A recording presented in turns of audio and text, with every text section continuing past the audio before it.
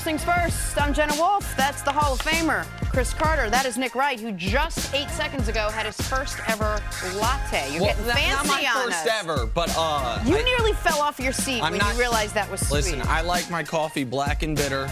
This is like light brown and sugary. I'm going to deal with it. It's going to be fine. I'm excited. Jenna's got her pen. Cece always does the vanilla latte in the mornings. This is what I'm drinking this morning. What a metaphor for the life. show today, and life and all of it. Yep. Some people say they like their coffee like their woman. But let's get to some sports. Okay. I said black and bitter, right? I said some people. Let's get to sports. Let's not talk about our women. To say the Warriors were shorthanded last night playing the Lakers would be like me saying Cece sort of loves football and Nick sort of likes statistics. Steph Curry still nursing the ankle. Draymond Green sat with a sore shoulder, and Klay Thompson will now miss at least a week with a fractured thumb. Despite all of that, Warriors beat the Lakers to remain a game and a half behind the Rockets. CC, how big of a deal are the Warriors' injuries right now? Especially, obviously, not maybe so much Draymond, but Klay and that backcourt there. In this new era that we have, where we have the super teams, where you got 3 or 4 potential superstars playing on one team. We haven't seen a team like Golden State, especially in this new NBA. So injuries are still a critical part, because in this salary cap era, when you pay you pay 3 max contracts, you don't have much room for your bench. And not only is it a problem as far as numbers, but style. You can't just duplicate the style that Golden State plays at. We can't think that they've played 3 years of record-setting basketball, and the way they play as far as spacing the court, moving the ball. I mean, they're specific individuals. No, just the style for which they play. Forget the style in which they play, which they can only play given the specific set of skills those guys have. Right, and adding Kevin Durant to a great team, and Steve Kerr, you just can't play that. Your big people have to be able to pass the ball. So when you don't have Draymond Green in there, how do you replace all that? The sacrifices that they make defensively, where they play great team defense. You don't get that when you just next guy up. So this has been a unique team as far as their tenure together, and we can't expect them or any other team in the NBA to be able to recover from injury. This is one of the greatest team and collection of players that we've seen, and we can't expect injuries not to affect them. There is no team that is injury-proof. But the Warriors have appeared to be, which is why this is so interesting. Because the Warriors have had amazing luck over the last 3.5 years, injury-wise, which is why it's so interesting to watch them right now. Go ahead. And the fact that, Nick, you've been talking about this for a long time. It's not that I'm concerned about the Warriors. History says be concerned about a team that's played this many games, going on their 4th year, the things that have happened. So Nick has been talking about that for a long time. Listen, Chris, these are the things that happen. I was like, man, Golden State, this is the best that they've ever been. In the 2nd year of Kevin Durant, he's like, Chris, I'm telling you, in the 4th year, now it's a stronger argument than the Tom Brady at 40. But this one is proven out to be true, and he has several examples of why I should be concerned about the Warriors. We know that remove LeBron James, and here are the list of teams, players, that have been to 4 straight finals. Russell Celtics, Magic's Lakers, Bird Celtics. That's it. Not 4 straight championships, just been to 4 straight finals because of the atrophy of the seasons. The Pistons went to 3 straight in the late 80s, and then they never went back. The Lakers went to 3 straight. They then did go back, but it wasn't the following year. The Lakers went to 3 straight again. They haven't been back since then. We have seen LeBron going to 7 straight, 4 straight with Miami, and now potentially 4 straight with Cleveland, has changed how we view the likelihood of this. But even if you just remove how many finals in a row the Warriors have been to, and we just look at injuries and their effect on the NBA championship, let's go back a handful of years. In 2012, the Bulls have the defending MVP. They're 50-16 in a lockout year. And Derrick Rose blows his knee out in the first round of the playoffs. Their title hopes are gone. In 2013, the Thunder of the 1 seed. They look like they can get over the hump. They had been to the finals the year before. And Russell Westbrook injures his knee in the first round of the playoffs. And they're done. 2014, the Thunder again with Serge Ibaka. 2015, the defending MVP, Kevin Durant, misses the year with his foot. And, by the way, the best team in the East, loses Kevin Love and then Kyrie Irving. 2016, the Clippers, that should be their year. Blake breaks his hand, then Blake and CP3 get hurt in the playoffs. Last year, Kawhi Leonard. This year, Gordon Hayward and Kawhi Leonard again. Injuries affect the championship picture every year in the NBA. It has worked to the Warriors' benefit each of the last 3 years, the injuries. This year, we'll see. Like, Steph and Clay both are supposed to be back before the playoffs. But I'm curious how a broken bone in a hand affects one of the greatest shooters ever, even once the bone's healed. I'm curious how to see Steph Curry, how he plays when he is 4 times this year injured a surgically repaired ankle. And no one roots for injuries, but the law of averages says they should affect everybody. And this Warriors team, it has only affected them as far as their opponent being injured in the playoffs, never them being injured in the playoffs. You said something interesting yesterday, Nick, when you mentioned that if they're going to have a time to get injured, or at least you were talking about Steph, this might be the best time. They're already either going to be the 1 or the 2 seed. That's locked up, basically. Yep. They can just sort of let these guys heal. But now you add Klay Thompson to it. You had a nagging shoulder from Draymond Green. Have you changed your opinion on that? Is now maybe not the best time, and if they can sort of conceded that 1 seed? I think that they are. I think these injuries will prevent them from competing for the 1 seed, because I think they only have a maximum of 2 losses to play with. Probably only 1 loss they can afford to have the rest of the way, unless we think the Rockets are going to fall off. If they're all healthy by the playoffs, then these injuries, we won't look to it to matter at all, except for they didn't get the 1 seed. But I am concerned about the recurrence of Steph's injury, and it just feels like a team that has been on the right side of luck. All of a sudden, it's like, I mean, the way Klay got hurt, it's not like he fell to the ground. No, it's just reaching in, making a normal defensive play. Exactly right. So I mean, it doesn't shock me that all of a sudden the Warriors are being subjected to what every team we've seen in NBA history has been subjected to, which is some important guys getting hurt. Are you concerned at all whether they're the 1 or the 2 seed at this point? Because that's all we're really now focused on as we play the last couple games of the season. I can't be concerned about them being the number 1, because I think that's done. You know, what I'm more concerned about is the trickle-down effect. First you have Steph. Then you try to get Draymond a little bit of rest. And Andre Iguodala, I'm concerned about him, because now that Klay's out, how you going to rest Iggy? Now, Iggy, to me, has had one of the worst seasons. He's the guy that I believe in the playoffs, he's that changer. He can play defense. He can give you an offensive push. He can give you 15 to 20 points. What type of guy are we going to see in the playoffs? Because he can't rest now. His body's banged up because of Klay. Draymond's getting a little bit of rest. So the trickle-down effect, I believe, will affect the Warriors. You said something there that you think the 1 seed's probably gone for them. One of the reasons, in fact, I think the premier reason we believe they're not going to get the 1 seed, it's not just the 2 losses that they have more than the Rockets. It's that the Rockets won the season series 2-1. So if they finish with the same record, the Rockets will get it. And this is what is, to me, one of the reasons I hope the Rockets get the 1 seed. You know why the Rockets won the season series? First game of the year. Game 1 of 82. Rockets, Warriors. If the Warriors win that basketball game, which, by the way, you're the defending champs. You had all offseason to celebrate. You have no significant new pieces. The Rockets are working in a bunch of new pieces. Luke Richard-Mbamute, P.J. Tucker, Chris Paul. Game 1 of the year. If the Warriors handle their business and win that game before the Rockets have gelled in Golden State, a place they typically have never lost the last few years, guess what? The Warriors are tied with them in the standings and have the tiebreaker. And they can deal with these injuries. They can deal with a couple more losses. Like, every game should matter. And game 1 of the year looks like matters a ton. If you have to take one silver lining, can you look at it and say, okay, so now Kevin Durant, we have to see what Kevin Durant can do when this is really just solely his team?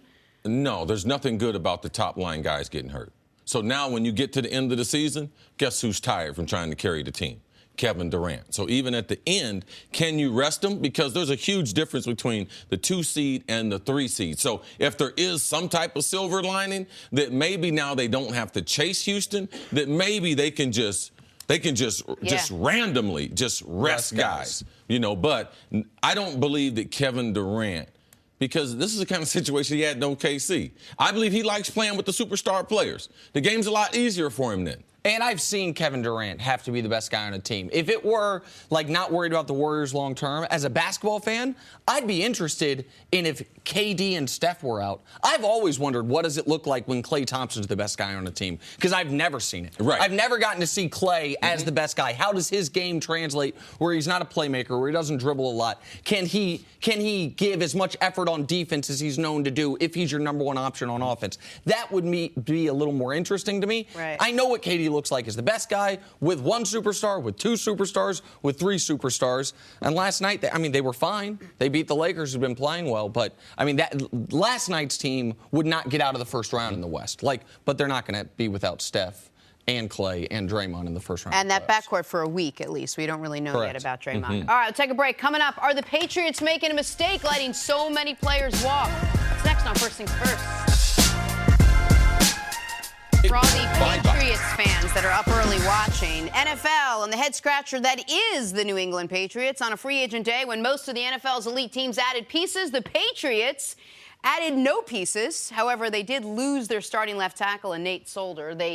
Their one-time starting corner in Malcolm Butler, one of Brady's go-to guys in Danny Amendola, and their leading rusher in Dion Lewis. All right, Nick, I'll start with you. Which of the Patriots' losses do you think of those I mentioned is most significant? Well, I can discount almost immediately Dion Lewis and Danny Amendola, not because those aren't good players, but I have seen the Patriots repeatedly and continually at those positions, wide receiver and running back, interchange guys. New guy, Wes Welker's amazing, and then we find Danny Amendola. Like the Dion Lewis, we've seen James White do it, who's, by the way, still on the team, but we've seen guys in years past. So those two I can discount to start with. And they kept Burkhead. They gave him more money. Yeah. They Yes. signed him to an extension.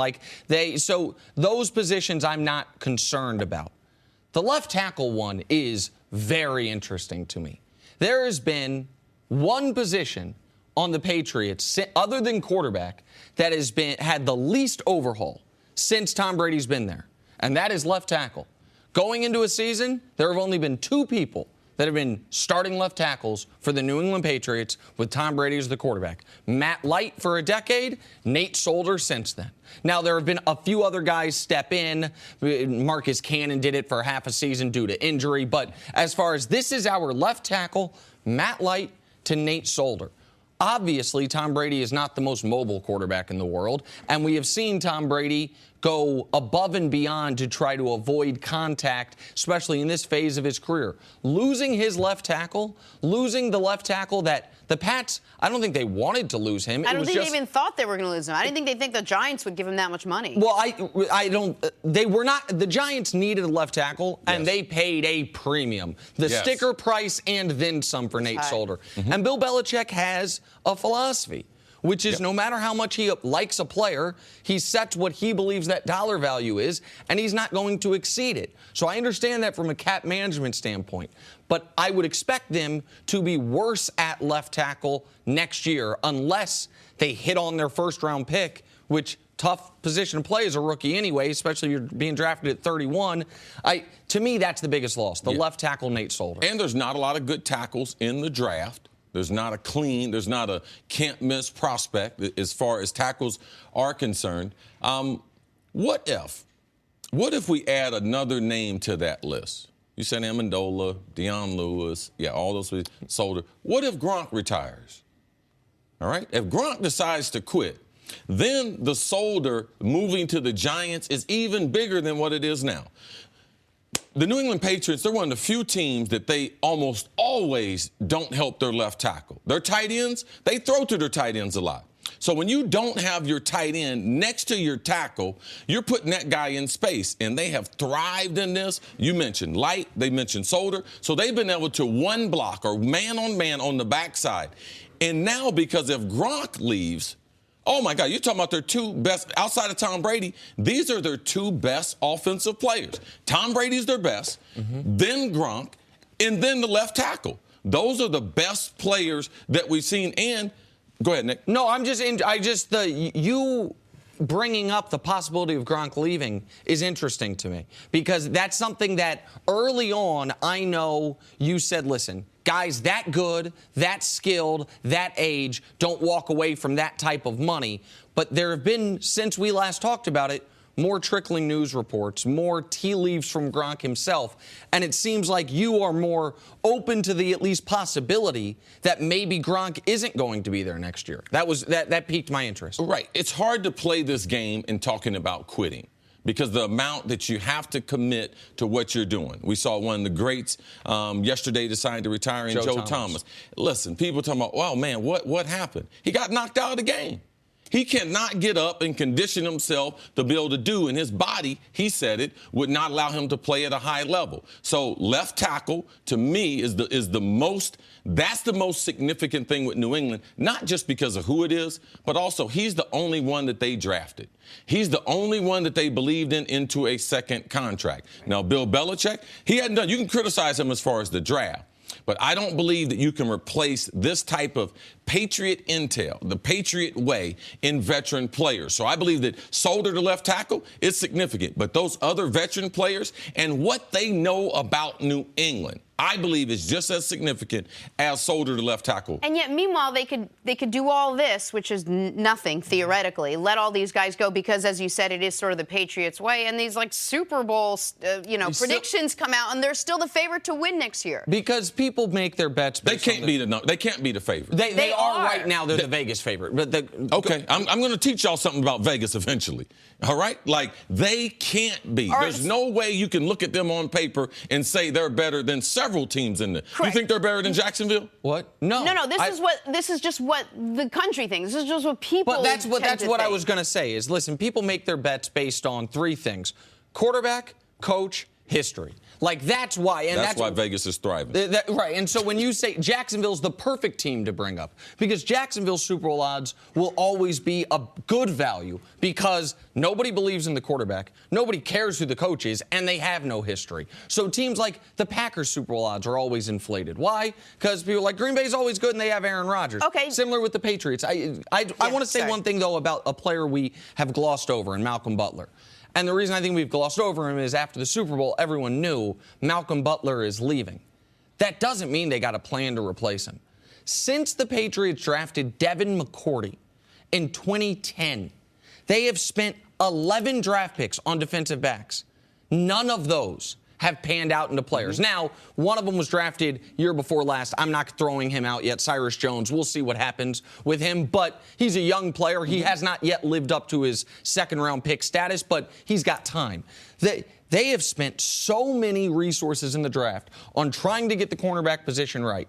Yet, who were their starting cornerbacks last year? Stephon Gilmore, who they had to pay a king's ransom for, and Malcolm Butler, who was an undrafted free agent. Right now, Jonathan Batamosi and Eric Rowe are tops on their depth chart behind Stephon Gilmore. Like, that is a position. We saw the Pats with Malcolm Butler give up huge plays all year long. Your stat about plays of 30 yards or more and how they were near the tops of the league and giving that up. We saw them in the Super Bowl without Malcolm Butler. Right. Totally unable to stop Nick Foles. So I think that's a big loss, just not as significant as Nate Solder's loss. We have Eric Mangini coming up, and we're going to talk about what this means for the Patriots and if this changes really the course that they're going to take come next season. We're going to take a break. Coming up, hey, how high is Baker Mayfield's stock after his impressive pro day? That's next on First Things First. I don't know.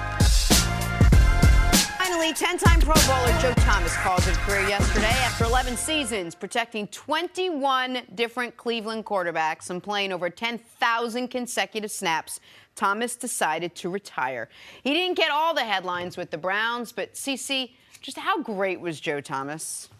Unbelievable football player. And it's hard to play football and not be rewarded for it. When people say, well, you're a professional, you're being paid. Well, you get paid to win in the NFL. That's the philosophy that coaches tell you. No, anybody can just get paid, but you get paid to win. In 11 years, because he's just as good as one of my classmates that went into the Hall of Fame, Jonathan Ogden. Ogden was the first pick in Baltimore, and after that, their left tackle problems were over with until he was a first selection in the Pro Football Hall of Fame. Joe Thomas is the same type of player without the championships, without the prime time. This is a guy, how bad was it for him? He never started the season 1-0. In 11 years there. That's crazy. He never started 1-0. So he will never get the type of praise that was well deserved for him. The quarterback play, a guy who never got help.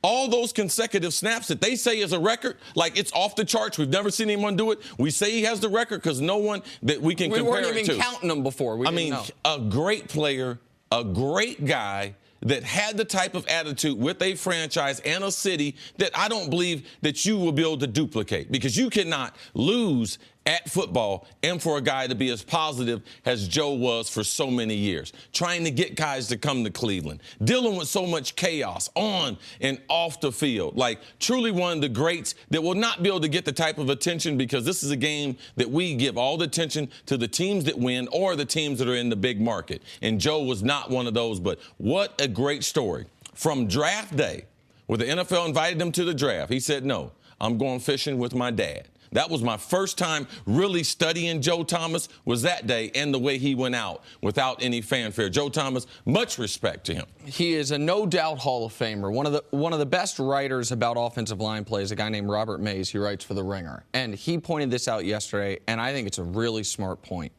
You look at Joe Thomas's draft class. Adrian Peterson's in that class. Calvin Johnson's in that class. Patrick Willis is in that class. Darrelle Revis is in that class. You can argue. Now it's an argument, but you can argue he was the best player in that draft class. With 4 other, no doubt to me, Hall of Fame, All-Pro, amazing players. Guys that were at the top of their position for an extended stretch of time at their respective positions in the NFL. Yeah, I think he's in a class of only 3 players that made the Pro Bowl their first 10 years in the league. I think that is Lawrence Taylor, and Barry Sanders, and Joe Thomas. Like, those 3 guys, the only 3 guys, the first 10 years in the league, they made the Pro Bowl. And the Pro Bowl, I know some people are like, yeah, the Pro Bowl sometimes is legacy. Not for him. Okay, well, make one. Right, no, exactly right. That's not people who made them. Okay, sure. That's people who writing about it. Fair enough. All right? Now, I made 8 of them. No, I get it. And typically, they make you sit out a year or 2. All right, before you get that reputation to be able to get in the Pro Bowl. No, that's exactly what I was going to say, is that when people knock the Pro Bowl, they knock it on the back end of it. To start your career as a Pro Bowler, when you have no reputation coming in, 9-time first-team All-Pro. Yeah. I mean, that is the cream of the creme de la creme of it. Like, you can't, I know it's boring to talk about line play. I know it's boring to talk about the Browns. I get it. But this guy is one of the great players of a generation. And to go I believe it was 10,363 snaps in a row without coming off the field. And then when he did come off the field, never went back on it. That is an amazing career for an amazing player. I didn't know you spoke French. Oh, so yeah, absolutely. Say it again. One of my many talents. Creme de la creme. Creme de la creme. To the NFL draft, though, now, I don't even speak English. I didn't know you spoke English. He may only be 5 inches taller than I am, but tall is overrated, said Napoleon. Baker Mayfield wowed the people at Oklahoma's Pro Day yesterday. All 32 teams had representatives there to watch the Heisman winner throw. Not surprisingly, Mayfield did not lack confidence about his performance. Take a listen. I feel like I've put myself in a good spot here to, be considered the best quarterback in the draft. No matter the height question or people, question the character. I think these meetings have been great for me. So put myself in a good spot, and it's kind of interesting to think about, before the season they had me at a 3rd or 4th round grade, and now it's improved a little bit. So what do you think Baker Mayfield has to do to be truly, truly successful in the NFL? You got to go to the right team. He's got to get the right fit. You got to have some playmakers around him, but you also have to protect him. Being 6 foot in the NFL, we just haven't seen players have success at that. Why? The reason why Baker, I believe he can be successful, when you watch his throwing motion, he has his elbow high. When you're shorter, if you have your elbow low, it tends to make the ball sail because you're throwing over. There's no one on his offensive line that will be his height.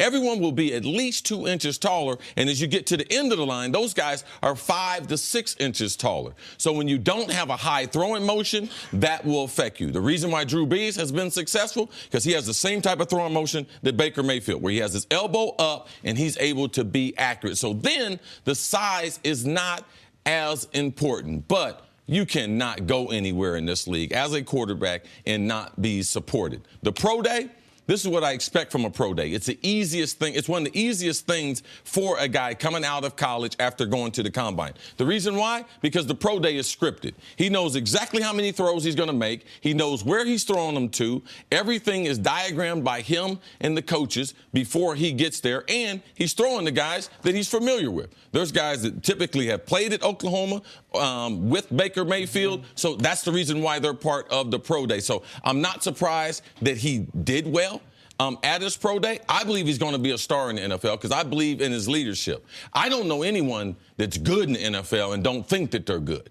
And I need you to know that you're good in the NFL because there's going to be some days where you're going to get dominated by people. And if you don't have the confidence to know that you're good and know that you're playing at this level and can play at this level, the league will eat you up. And we have seen great players lose their confidence.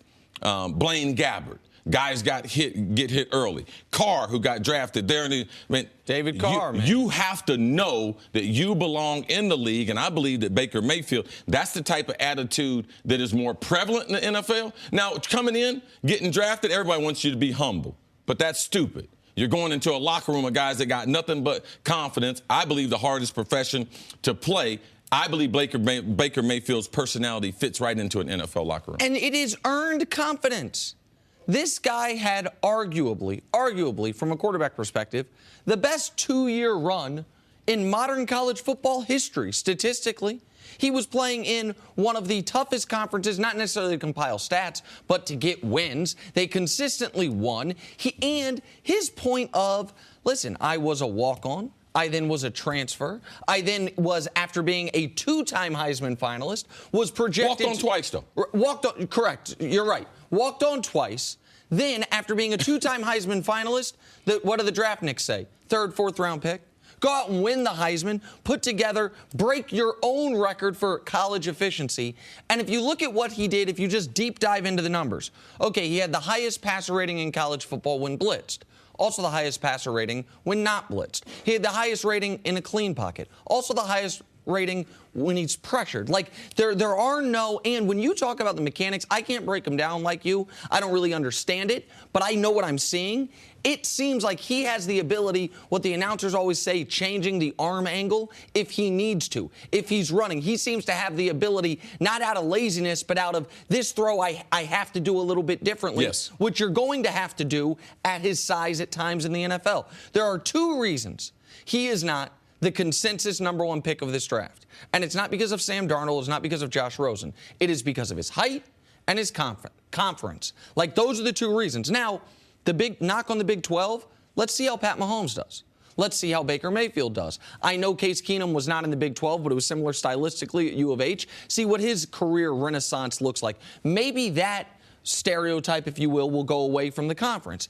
And if he's successful at his height, and we have, Drew Brees, top 6 quarterback. Russell Wilson's a top 6 quarterback. Did you have the same questions when these 2 guys were coming out? Was There's a reason why there's a reason why, yeah, absolutely. Height will always be a matter in the National Football League. Height, strength, and speed. The guy who don't think height's important is the guy that's short. The guy that don't think speed's important is the guy that's slow. The guy that don't think strength's important is the guy that's weak. All these things are critical components, but you have to leave your eye open for an outlier. That's who Drew Brees is. That's who Russell Wilson is. And their draft status was affected because of their height. Drew Brees was a 2nd-round pick out of a big school, Purdue. They didn't have the conference questions there. Russell Wilson was successful. After a tremendous career at Purdue. Yeah. Russell Wilson was successful at 2 big-time colleges, NC State and Wisconsin. In 2 conferences we're not worried about. He fell to the 3rd round. It was all about height. Could Baker Mayfield be that outlier? No, he is. He's going to be a star in the NFL. You heard it here first. Coming up, Kevin Love is about a week away from returning to the lineup, but is he the answer to the Cavs' problems? Next on First Things First. Welcome back to First Things First. We're now joined by NBA analyst Sarah Kustok. Good to see you, Sarah. Thank you so much for having me. I appreciate it. CC. You good? Yeah, I'm good. I know you're good. Oh, I'm excited to be here. Is CC doing okay? This is who I'm most concerned with. Oh, yeah, that's we brought a basketball expert in here. That's my problem. Can you pass the ball? Sharing the spotlight is my problem. That's right. That's right. Good to see you, Sarah. Great to see you guys.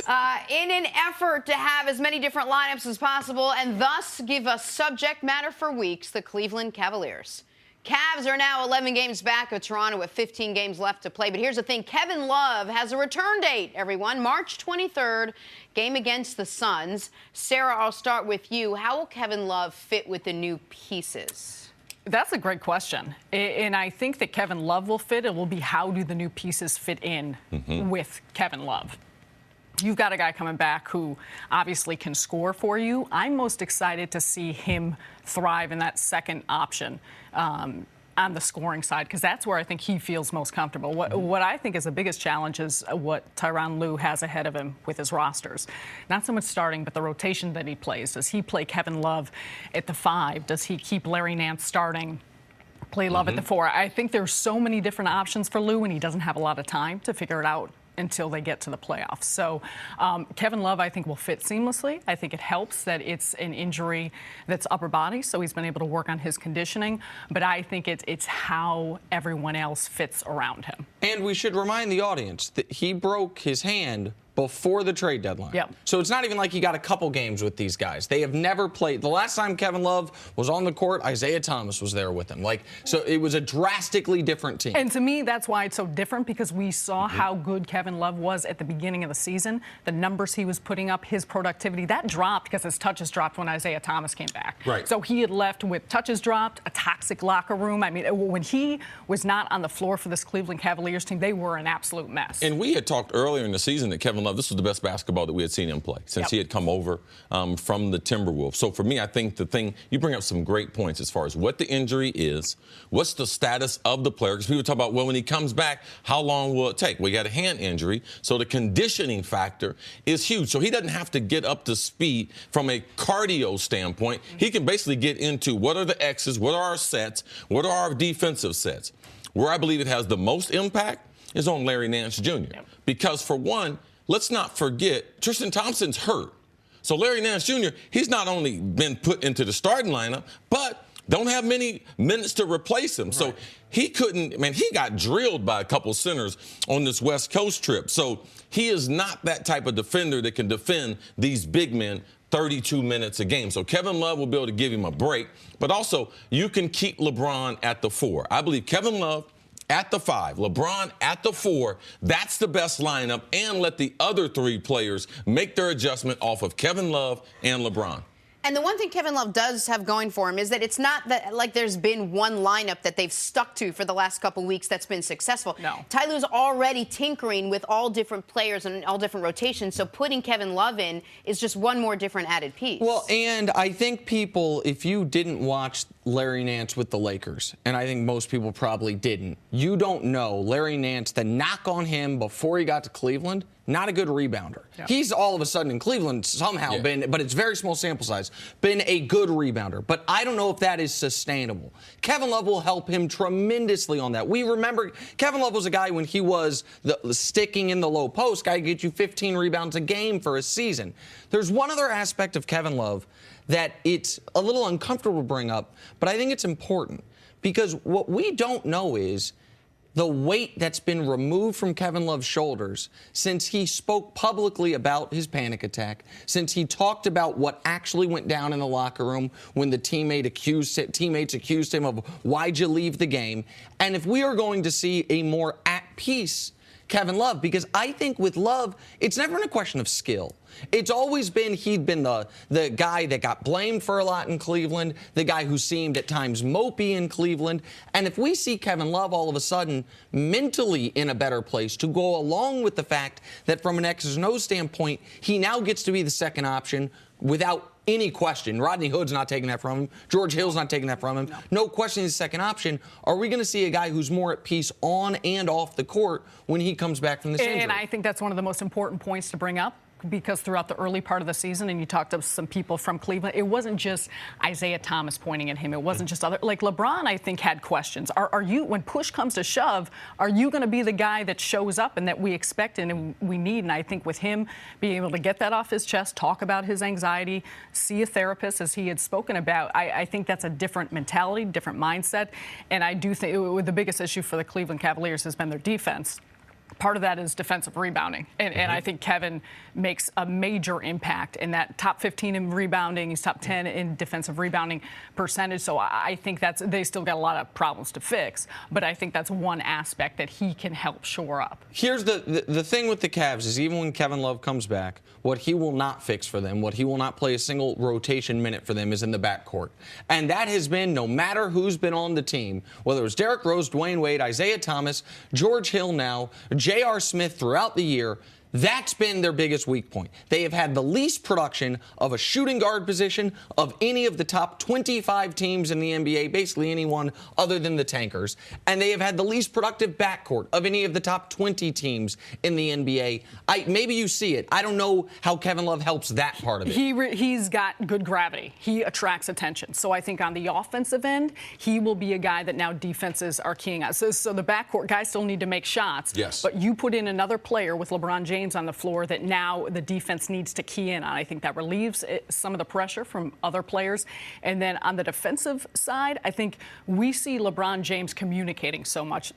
Defensively, early part of the season, Cleveland was having different schemes, different coverages for every single team they played. They started to simplify things, and that was something that Tyronn Mathieu talked about because they said he thought that would be a better way to improve their defense. I think you got another guy in Kevin Love who understands what they're trying to do, can work better in communicating with some of these guys in the pick and roll. He has switchability at times, so I think in ways that can help aid the backcourt. The other thing, too, watch Cleveland, watch their pace. Ever since they made this trade, they're playing at a faster pace. They get the ball off the backboard when they don't have problems rebounding, and they try to play at a quicker pace. That is the style that is better for Kevin Love because you push the ball down the court, the bigs come down late, he's able to hit those three-pointers that are left uncontested. So offensively, he's going to help them a bunch. But is he the answer to all of Cleveland's problems? Absolutely not. They still have several other blaring problems, defensive, backcourt, that I believe will be played out as we get closer to the playoffs. Before we move past the Cavaliers, do you still like them coming out of the East? I may have recency bias. I just called a Toronto game a few days ago, 2 days ago. They're legit. They are the Everyone that watches them, you saw them in person, they are you said the same thing. Deal. And I know that we're going to hear until this postseason comes about the ways in which they have not achieved. We have a basketball expert in here. Maybe he'll start listening. The ways listening. in which they have not achieved. But to me, DeMar DeRozan is playing at a different level. That bench is impressive in the way in which they have got poise. They've got a lot of different guys that can be interchangeable parts and play in different positions. I really, really like Toronto. I really like Toronto, and I'm very excited to see Toronto once again losing 6 to the Cavs. Very excited for it. Sarah, we'll see you a little bit later in the show. Thanks a lot. Thank Coming you, up, Sarah. Tom Brady lost another familiar face. So what's next for the Patriots? Welcome back to First Things First. We're now joined by Eric Mangini. Hey, Coach. How's it going? Morning. Good. What's up, Coach? Good to see you. We doing our handshake? Yeah. Sure. No problem. I was waiting for you to ask. see what happens? Everyone says he doesn't like him. I hold back for missed it. 1 second, and he asks. Did you ask? Yeah, it was a test. We've established a routine here. Exactly right. Y'all talking about hand sanitizer and stuff. You see, my man likes it. Thank you. No. No. Just following the routine. Good to see you. Hey, my favorite Twitter joke yesterday with regards to what the Patriots have done in free agency thus far went like this. Quarterback Tom Brady, check. Okay, we're good.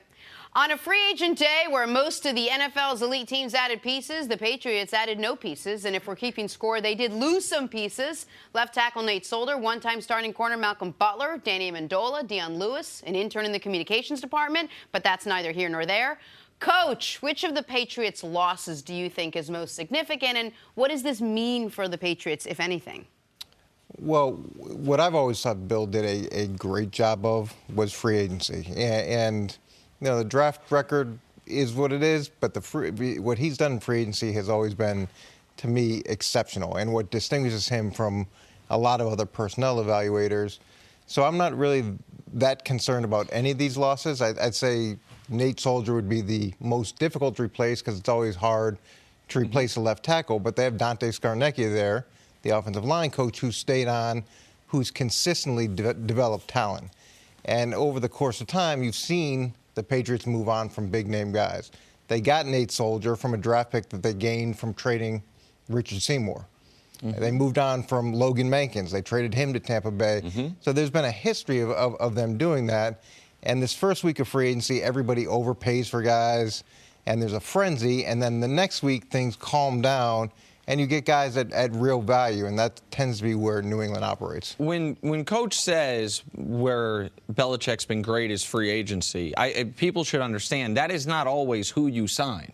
That is very often who you don't sign, who you don't match the offer to. And that's a huge part of what you're talking about here. It's not just bringing in a high-priced free agent. It is sometimes looking at Nate Solder, recognizing he's a good player. He helps us win, but he cannot account for 8% of our salary cap moving forward. You know, he's not good enough. They can't pay him more than Tom Brady. Okay, well, that's another great way to put it, right? Like, because 4 years, $62 million, you're talking nearly $16 million a year, $35 million guaranteed. And so that is one thing that the bad teams are terrible at evaluating. And I look at year in, year out, even with different management, what Miami does. It's like, hey, the previous management, giving Ndamukong Suh $115 million. You finally get off that contract. What do you do immediately once you get off that contract? Albert Wilson, here's $24 million. Danny Amendola, here's $12 million. Like, the teams that can't help themselves but to overpay for other teams' players, and even the good teams have a hard time not overpaying for their own players, right? Not just to keep them in-house. That is one thing the Pats have been great at. With that said, like, Nate Solder is one of 2 starting left tackles Brady's ever had. It's Matt Light to Nate Solder, aside from games lost to injury. Like, that is not a position they've had a lot of turnover at. They've had a ton of turnover at running back, wide receiver, corner. We know those things. But left tackle has been 2 guys for the last 17 years. Yeah, there is that concern. He's also had one really good offensive line coach for every year except I think it was a year or 2 that Dante was retired. But he's there, and there's real value in that, because it's not just about how the left tackle plays, it's how the left tackle plays in conjunction with everybody else. And Dante does an excellent job getting that unit to be as cohesive as possible. But with some of the other free agents that left, where did they get those guys? They picked up Amendola from the Rams, and he had kind of kicked around a little bit. Deion Lewis, they got him from Philly. They're going to find those other pieces to replace the pieces that have left. Yeah, those pieces right there can be replaced. But a lot of respect to the coach. Scarnecchia, yeah, he is great. But, man, this is a talent-based business. This is what I'm going to tell you. When they start the season, their left tackle will not be as good as the left tackle that they've had in Nate Solder, long as he's been there. Their left tackle will not be as good as the tackle they had before that in Light. They got that position right. The reason why I believe this hurts them more is because this is the only player that they drafted. Now, yes, I can understand the value. At some point, you got to get out. There is a get-out number. They couldn't sign him based on the way they do their salary cap, the way they rate their players, and you cannot pay someone more than Tom Brady. That's not going to fly. What Bill Belichick, he's gotten a lot of criticism for the draft.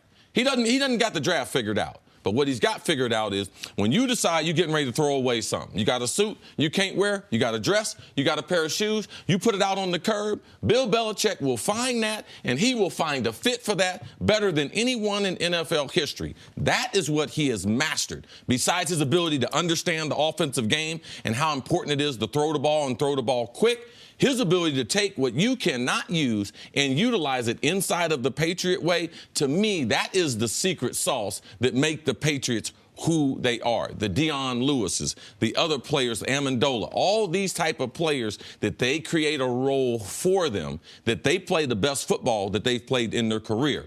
That part right there, I believe Belichick, he can replace those other people. But you cannot get a left tackle from a scrap heap. Like, you're going to get a left tackle, but he won't be as talented. So now from a game plan standpoint, Tom Brady, I don't believe, will have the freedom to do the type of things because he's going to have to protect the left tackle a little more than that freedom that they had in the past, where Solder could handle any of the top rushers that we've seen in the business without a double team. I believe that affects their overall ability to play offensive football. Yeah, so Bill was an economics major at Wesleyan, and there's a economic almost ruthlessness with the way that he approaches free agency, and you've seen it over and over again. He establishes a walkaway number, and he walks away, where a lot of teams, and I've been in these rooms, hey, this is our walkaway number. oh, we can go another $1 million over. Oh, well, you don't have a walkaway number, but he's got that efficiency there where he's willing to move on and serve them well, that discipline, allowing them to improve the rest of the team. Coach, for the Patriot fan, and there were a number of them yesterday on social media who were just concerned that the free agent pool is dwindling and the Patriots haven't made a ton of moves. I mean, is there any concern for this team? How long have they been fans for? Like 6 months? 5 months and 18 days, Coach. Well, I'm just what do you saying, want me to tell you? They Right. need to. If they're fans of the Patriots, they should know that the Patriots are is how not they do going it. to participate in the beginning part of free agency. Now, last year, they did things a little bit different. Yes, year. they Yeah, did. they went out and got Stephon Gilmore, but they need the talent. They still need talent, but they're not going to do it absent of the structure that they have, which leads them to winning. Yeah, and each year it'll be different. And sometimes it's going to be trades. Sometimes it's going to be they've spent big on free agents here and there. Typically, it's filled with mid-round type free agents that have roles, and they do a great job of, like you said, Chris, identifying how that player fits for them. And then once they do that, usually that player excels to the point where they go and get paid somewhere else. I want to get your thoughts on the one guy we haven't talked much about in Malcolm Butler. I think everyone expected him to be gone after what happened in the Super Bowl, but that doesn't mean he's not a good player. He played more snaps for them on defense than any player on their team. Despite that, they weren't a great secondary. Now, maybe some people would say because of that, like if you don't think Malcolm Butler's a good player, but I don't think Jonathan Batamosi's better than him. I don't think Eric Rowe's better than him. I think it's very difficult to expect a rookie you draft either at the end of the first round or sometime in the second round to be better than him next year. And the Pats don't have a great history of success drafting that specific position. What is the loss of It Malcolm? just depends on who was there drafting him. Okay, well, was that ever? Well, I think Asante Samuel was pretty good. Oh, absolutely. I should say a recent history. No, correct. Fair point. In the last 7 years, they haven't had a great history of drafting that makes more position. sense, Okay, yeah. there you go. I got you. See what's happening there? So what do you think for the loss of Malcolm Butler means for them?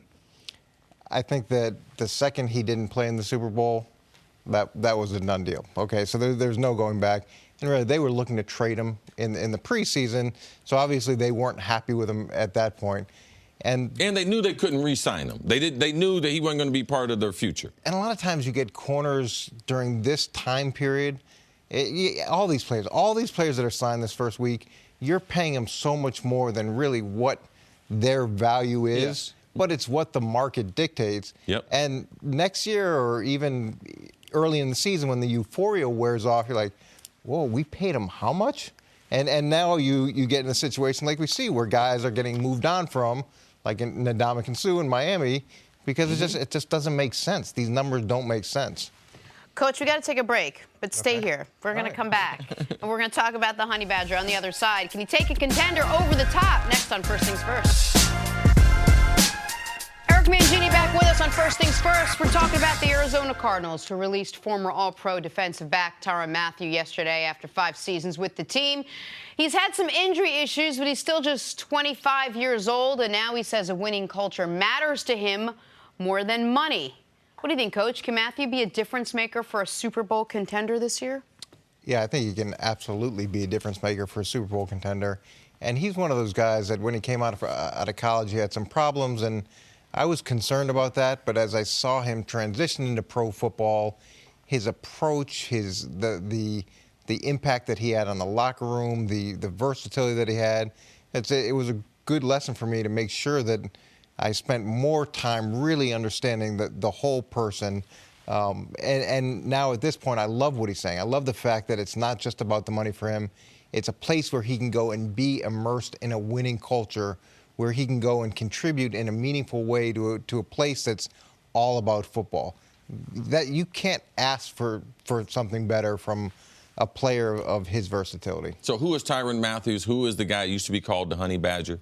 He's a guy that has struggled with substance abuse for a long time. It cost him his last year at LSU. Potentially could have won the Heisman Trophy. One of the most dynamic, undersized defensive players that we've seen in college football. Did that transfer over to the NFL? There were a lot of questions as far as his size and position. We knew he would have a hard time playing corner, but Arizona did a tremendous job, and you got to give Steve Keim and Bruce Arians, because they were instrumental. Their relationship they had with them off the field. Now, they put all types of clauses in his contract that he had to walk, this very narrow line to be able to get that money. So he has proven himself as far as his character, as far as how much he loves football, and that he could gain control of his life. So this is one of the guys I'm very, very proud of in the National Football League. He plays strong safety, so he plays in the box. He's probably the smallest strong safety that we've seen in the league. But we've seen all these offenses that throw to the running backs, they throw to the tight ends, or they play 3 receivers. If he is your strong safety, you do not have to play nickel defense. You can keep him in. He can cover a tight end. He can cover any back. He can cover the third receiver or the slot receiver. So it gives you this tremendous versatility. A guy who grew up as a corner, has unbelievable coverage skills. He has a mismatch playing against tight ends because of his quickness, against running backs because of his ability to be able to play in space, and he is a great tackler. There's only a few small players that are successful in the National Football League, so I believe he's a great addition not only to a locker room but to a community that he's able to sign on with. So I believe that he is a difference maker. If you're a contender, he is a guy that you want in pursuit of a championship. So when I was first out in San Francisco, I was on the offensive side of the ball, so I was watching a ton of Arizona's defense, and the flexibility that he had in that scheme. He's also an outstanding blitzer. And when you look at a guy his size, you think of, okay, this is somebody we can take advantage of. He plays much bigger than his size. His coverage skills for a safety are much more in line with the corner, and you hear that a lot of times where people say that player, that position can do it. He can actually do it. And you can move them around, and you try to get into a slot formation and create some sort of mismatch on the safety. It's not a mismatch anymore. You get the big tight ends. It's not a mismatch. And then you got to deal with him as a blitzer. You better identify where he is, because he can blow your quarterback up at any point. So I think people might be watching and wondering, so why would the Cardinals cut him? And this was just an economic thing. Patrick Peterson's one of the highest paid corners in the league. Larry Fitzgerald has never not been one of the highest paid at his position in the league. And they just gave Sam Bradford $20 million. Like, you only have so many dollars to allocate. They also know coming up soon, David Johnson, assuming he can be healthy this year, is going to get a very big contract as well. Economics and also scheme. Right. They have Wilkes. Steve Wilkes comes over from Carolina. They don't put the value on the safeties in the defense. So that value, if you're going to sign him and pay him that type of money, it's not a scheme fit for the coach. So if you're going to empower the coach, you can't allow him to sign players that he can't utilize for their scheme defensively. But I just want to go back to something you touched on in the beginning, which is off the field, because everyone knows his story at LSU. And people talked about, I remember people discussing him as there was not a lot of empathy for Tyrann Mathieu. It was about him being an idiot and about how can you not stop smoking weed and how can you throw all this away. And people didn't know what he was dealing with. People didn't know the addiction things that were going along with some of the decisions he was making. I'm not removing his agency. I'm not saying he wasn't at fault for some of that. But I didn't feel like there was a lot of empathy for what he went through. But, Chris, one of the things you say, and we've talked about it with players in the league who, once they became pros, have had issues with drugs, is there's going to be another Chris Carter. There's going to be another guy who's on the brink, turns it around, and turns into an all-time player. I know he dealt with his issues in college, and as a pro has been totally clean. But he is a close facsimile of that. A guy who has all this talent, who it could have gone another way. A lot of people thought it was going to go another way. And now we're talking about him purely as a football player, as a great football player. And I think that story now actually helps him as a player and helps him in the locker room, given what he's overcome, some of it to his own doing, some of it not. No, but what he's overcome is real.